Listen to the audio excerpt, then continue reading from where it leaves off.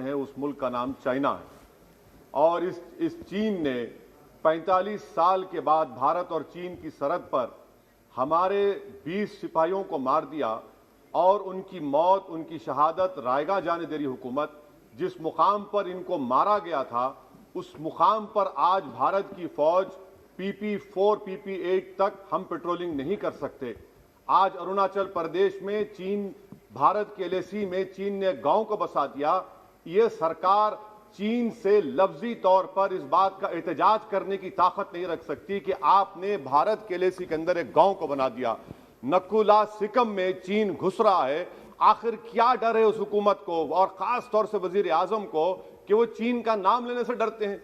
भाई, मुल्क की सालिमियत का मसला है, मुल्क की जमीन पर चीन कब्जा करते जा रहा है और भारत के वजीर आजम चीन का नाम नहीं लेते। मैं उम्मीद करता हूं कि जब वजीर आजम अपना रिप्लाई देंगे तो वो हिम्मत दिखाएंगे और चीन का नाम लेकर कहेंगे कि चीन यहां पर इन जगहों पर घुसा हुआ है। सर, चीन आज भी अपना इंफ्रास्ट्रक्चर बढ़ा रहा है, वहां पर फौज को बढ़ा रहा है। मैं सरकार से जानना चाहता हूं कि जब बर्फ पिघल जाएगी दोबारा चीन हमला करेगा भारत की फौज पर, तो आप इसके लिए क्या तैयारी कर रहे हैं? और सर, मैं ये तकरीर इसलिए भी कर रहा हूं क्योंकि मैं एक आंदोलन जीवी हूं। मुझे इसका फख्र है, इसलिए मैं खुल के बोल रहा हूं, अल्फाज छाप कर, किसी से डर कर बोलना मेरी फितरत में नहीं है। अफसोस तो इस बात का होता है सर कि जिस जगह पर हमको इंफ्रास्ट्रक्चर बनाना था हमने टिकरी पर बना दिया, जिस जगह पर हमको वो इंफ्रास्ट्रक्चर बनाना था हमने सिंगूर में बना दिया, जो इंफ्रास्ट्रक्चर की जरूरत थी हमने गाजीपुर पर बना दिया, अरुणाचल प्रदेश में नहीं बनाया। आखिर हो क्या रहा है?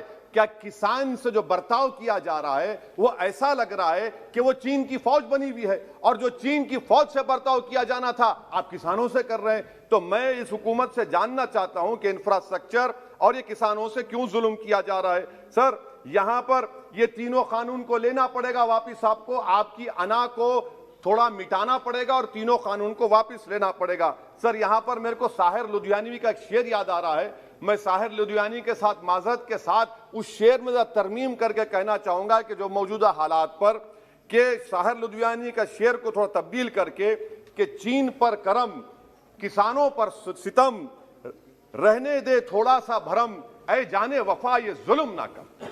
ये साहिर लुधियानवी ने कहा था। हाँ, आपसे पूछ के करेंगे क्या? आप तो टुट्टे शायर हैं, ना शायरी आती है आपको, ना जौक है, ना कुछ है, बोले जाते हैं क्या क्या बोलते हैं आपको ही मालूम।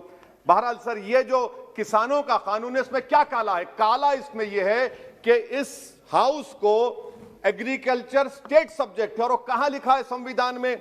एंट्री 14, एंट्री 28, शेड्यूल 7 में।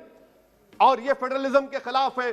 केशवानंदा भारती खास तौर पर कहता है कि फेडरलिज्म बेसिक स्ट्रक्चर है, तो यह सबसे बड़ा काला है। और सर, यह पूरा किसानों के इरिटेशन से क्या बात मालूम हुई कि सरकार को इस लोकसभा की अजमत, इसकी खूबसूरती की कोई इनके पास हैसियत नहीं है।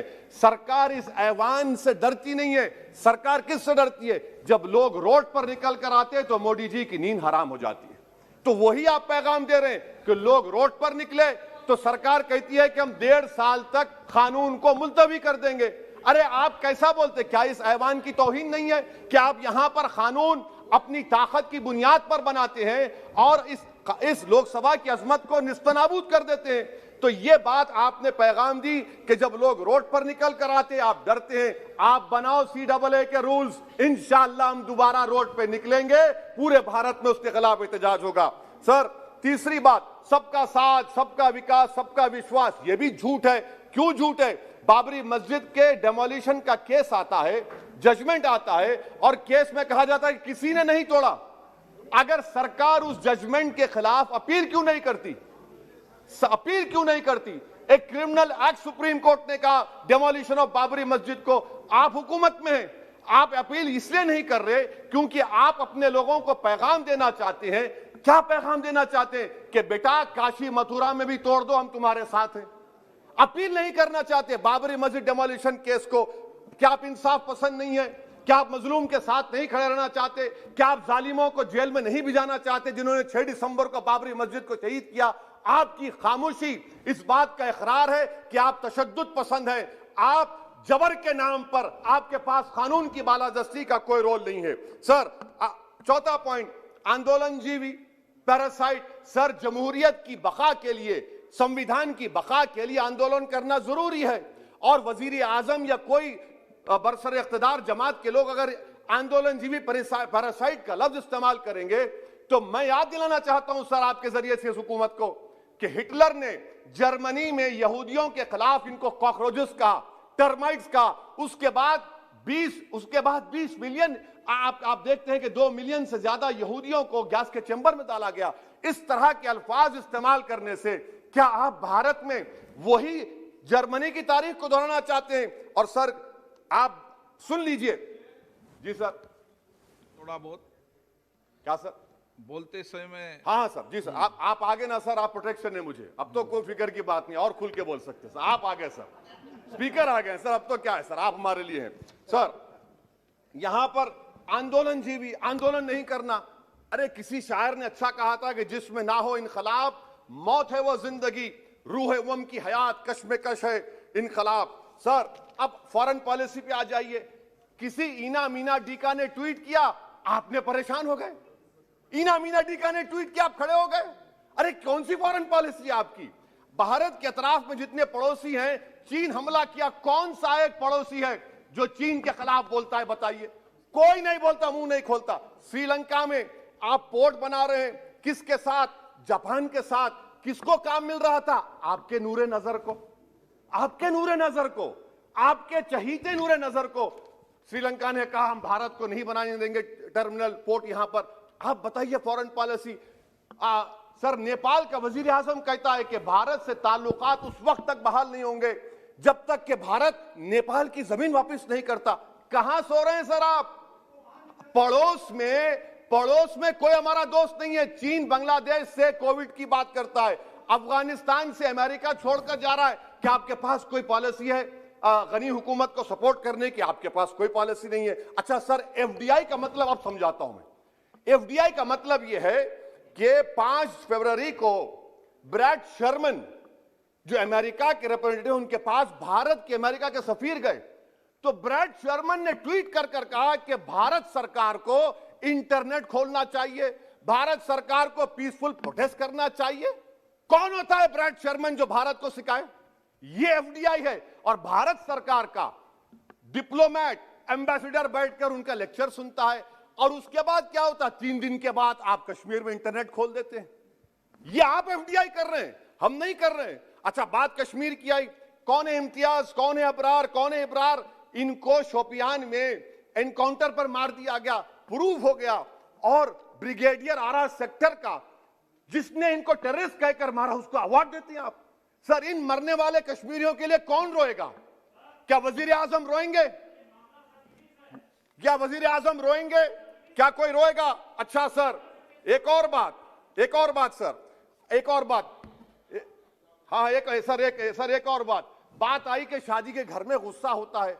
अरे ये कौन सी शादी की बारात है कि 18 लाख करोड़ टैक्स मिलता है और 36 लाख करोड़ ये सरकार खर्चती है? क्या शादी कर रहे हैं आप? वाह वाह, माने वाकई में आपकी इकोनॉमिक पॉलिसी को सलाम कि 18 लाख करोड़ टैक्स में मिलते हैं, 36 लाख आप लोग शादी में खर्चते हैं। मुबारक हो आपको, बड़ी शानदार घर है ये शादी का। अच्छा सर, दिल्ली का लॉ एंड ऑर्डर, 1 साल में 3 बड़े दंगे हो गए। एडवोकेट्स पुलिस, उसके बाद CAA का राइट हुए 50 से ज्यादा, उसमें लोग मारे गए। 20 से ज्यादा मसाजिद को नुकसान जला दिया गया। 26 जनवरी। सर क्या ये सरकार जिम्मेदार नहीं है? 2 मिनट सर, क्या ये सरकार जिम्मेदार नहीं है? आपकी सरकार है, आपका होम मिनिस्टर, आप रोक नहीं पा रहे। आपकी कमजोरी और आपकी नादानी की वजह से, आप में दूरअंदेशी नहीं है, आप उसको अलाउ कर रहे हैं। और फैजान के कातिल कौन है? क्यों नहीं पकड़ा फैजान के कातिल को आपने अब तक? जिन बच्चों को रोड पर मारा जा रहा था, जनगण मन बोला जा रहा था, एक तरफ तब तक नहीं पकड़े आप। अच्छा सर, आखिर में मैं आपको ये बात याद दिलाना चाहता हूं कि इसमें एस्पिरेशनल डिस्ट्रिक्ट्स 11 में से 20 बैकवर्ड डिस्ट्रिक्ट्स नीति आयोग के सीमांचल मुस्लिम डोमिनेटेड है सर। सीमांचल में कटिहार, पूर्णिया, अररिया है। सर पूर्णिया का एयरपोर्ट, सिविल टर्मिनल का काम क्यों नहीं होता सर? अब आ जाइए सर माइनॉरिटीज पर। 3 स्कॉलरशिप स्कीम है, मैं पुकार रहा हूं, मुतालिबा कर रहा हूं कि डिमांड ड्रिवन करो। सरकार ने 2020-21 में 3 स्कॉलरशिप के लिए 2265 करोड़ का ऐलान किया। कितने पैसे आपने दिए? सबका साथ, सबका विकास, सबका विश्वास, 436 करोड़ रुपए। किसको झूठ बना रहे हैं आप? पढ़िए आप लोग। अच्छा सर, उसके बाद आप देखिए कि कितने लोगों को स्कॉलरशिप, कितने माइनॉरिटी स्कॉलरशिप नहीं मिली। 42,36,000 माइनॉरिटी स्कॉलरशिप नहीं मिली। और सबसे ज्यादा इलिटरेसी मुसलमानों की है, लेडीज की है। आप बोलते नहीं है। इसीलिए सर मैं आखिर में आपके जरिए से हुकूमत से अपील कर रहा हूं कि आंदोलन होगा, नाइंसाफी के खिलाफ आवाज उठेगी, संविधान को बचाया जाएगा। नरेंद्र मोदी भारत के वजीर आजम है। दिल्ली सल्तनत के बादशाह या जहां पनाह नहीं है। जिल्ले लाही का दौर खत्म हो चुका है, जहां पनाह का दौर खत्म हो चुका है। मोदी की आंखों में आंखें डालकर उनकी गलतियों को बोला जाएगा। इसलिए शायर ने कहा था कि जो चुप रहेगी ज़बान खंजर, लहू पुकारेगा आस्ती का। बहुत बहुत शुक्रिया सर। श्री सी थॉमस जी।